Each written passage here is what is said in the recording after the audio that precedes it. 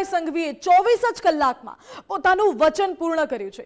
ગઈકાલે અચાનક આણંદ બસ ડેપોની મુલાકાત લીધી હતી અને ત્યારબાદ ત્વરિત નિર્ણય લેવામાં આવ્યો હતો। ડેપ્યુટી સીએમએ બસ ડેપોની મુલાકાત વખતે વધુ 3 બસો આપવા માટેનું વચન આપ્યું હતું। આણંદ ડાકોર અને આણંદ બોરસદના રૂટ માટે આજે નવી 3 બસો ફાળવવામાં આવી છે। આજથી જ આ રૂટ શરૂ કરવામાં આવે છે। આણંદ ડાકોર અને આણંદ બોરસદના રૂટ શરૂ કરાયા। ધારાસભ્ય યોગેશભાઈ પટેલે લીલી ઝંડી આપી બંને રૂટનો પ્રારંભ કરાવ્યો છે। વિદ્યાર્થીઓ સાથે સંવાદ કર્યા બાદ હર્ષભાઈ સંઘવીએ વચન આપ્યું હતું અને સરકારના ત્વરિત નિર્ણયથી વિદ્યાર્થીઓ સહિતના મુસાફરોમાં ખુશી જોવા મળી છે। વચનબદ્ધ સરકારના વધુ એક પ્રજાહિત નિર્ણય લોકોએ આવકાર્યો।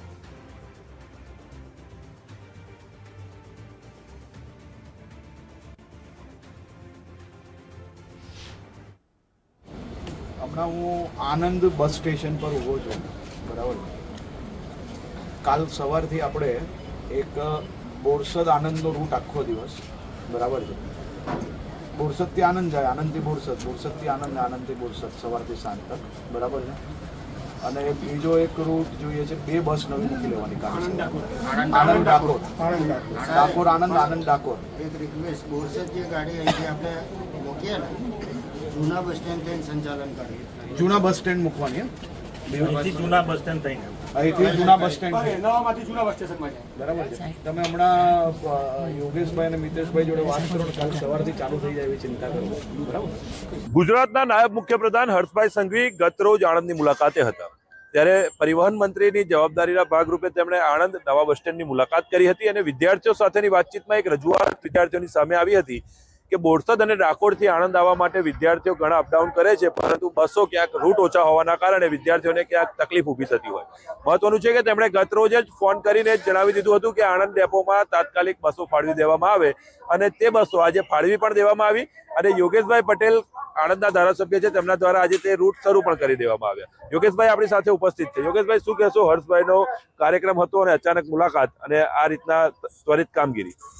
ગુજરાતના નાયબ મુખ્યમંત્રી શ્રી યુવાનોના પ્રેરણા સ્ત્રોત છે અને ગઈકાલે એબીવીપીનું 57મું અધિવેશન અહીંયા ઉદ્ઘાટન સત્રમાં આવ્યા હતા, ત્યારે એમણે આપમેળે પોતાના અહીંના જે વિદ્યાની નગરીઓ છે, અહીંયા લગભગ 5 યુનિવર્સિટીઓ આવેલી છે, એની લગભગ 60 જેટલી કોલેજો છે। એ કોલેજોના વિદ્યાર્થીઓ કેવી રીતના અહીંયા આવે છે, કેવી રીતના જાય છે, એની પૂછપરછ કરતાં તેઓએ આણંદના નવા બસ સ્ટેન્ડની મુલાકાત કરવાનું નક્કી કર્યું અને અહીંયા આવ્યા પછી એમણે વિદ્યાર્થીઓ સાથે ડાયરેક્ટ પરિસંવાદ કર્યો। પરિસંવાદમાં એમને જાણવા મળ્યું કે બોરસદથી આણંદ આવતા વિદ્યાર્થીઓ, એટલે બોરસદથી આણંદ આવતા વચ્ચેના ગામો થઈને આવતા વિદ્યાર્થીઓ, એવી જ રીતના ડાકોરથી આણંદ ભણવા માટે આવતા વચ્ચેના તમામ ગામોના વિદ્યાર્થીઓને સુખ સુવિધા માટે અત્યારે બસોની રૂટોનો વધારો કરવામાં આવે, એટલે એ લાગણી વિદ્યાર્થીઓની એમણે તરત સ્વીકારી અને તાત્કાલિક ગઈકાલે આપણે જોયું હશે એમ એમણે તાત્કાલિક ડિપાર્ટમેન્ટમાં સૂચના આપીને અહીંયા નવી 2 બસોની ફાળવણી કરવામાં આવી। એ બસો સાંજે આણંદ ડેપોમાં મળી ગઈ હતી। આજે સવારે સાહેબની સૂચના મુજબ અમે લગભગ નવું ટાઈમ ટેબલ બનાવીને જે આણંદથી ડાકોરની 84 ટ્રીપો દિવસ દરમિયાન થતી હતી એમાં વધારો કરી અને 103 ટ્રીપો કરી છે। એવી જ રીતના આણંદથી બોરસદની 103 હતી, એની 14 ટ્રીપો વધારીને 116 ટ્રીપો દિવસ દરમિયાન થશે। એ રીતની સુવિધા અને વ્યવસ્થા ભારતીય જનતા પાર્ટીની તંત્ર દ્વારા કરવામાં આવી છે।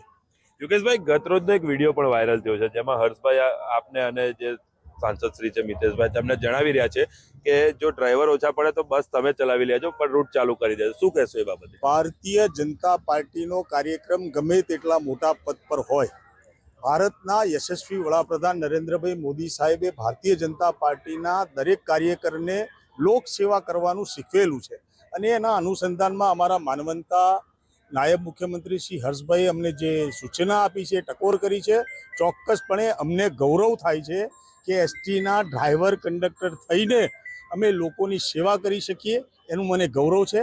આજે એ જ અનુસંધાનમાં અહીંના ડીસી એસટી ડેપોના એમણે પોતાની બસ અમને ચલાવવા પણ આપી અને 2 મિનિટ તો 2 મિનિટ અમને બસ ચલાવવાનું ગૌરવ મળ્યું, તેનું મને અભિમાન પણ છે।